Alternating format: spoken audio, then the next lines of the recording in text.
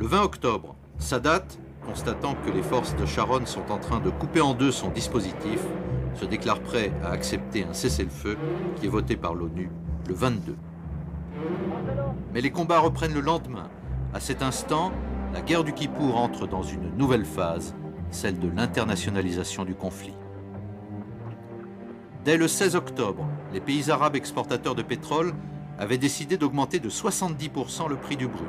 Pour la première fois, l'arme du pétrole est utilisée.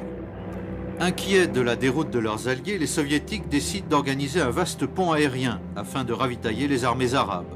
Dans le même temps, ils mettent en état d'alerte leur flotte de Méditerranée et mobilisent 3 divisions aéroportées.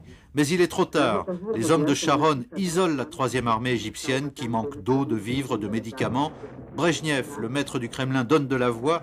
Il exige du président américain Nixon une action immédiate et conjointe.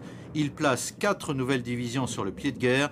Nixon réplique en mettant en état d'alerte les forces nucléaires stratégiques. La guerre du désert va-t-elle provoquer un conflit mondial ? Le 24 octobre, le Conseil de sécurité impose un nouveau cessez-le-feu qui, cette fois, sera respecté. Pendant ce temps, Sharon a consolidé sa position.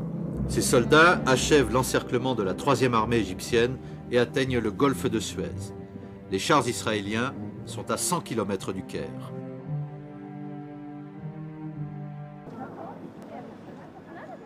Sur le terrain, en application du cessez-le-feu, un accord permet le ravitaillement de la 3e armée. Un convoi traverse les lignes.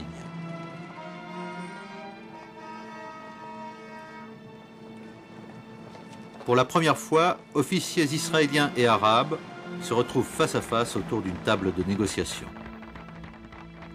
Le 11 novembre est signé l'accord dit du kilomètre 101. Golda Meir obtient la libération des prisonniers.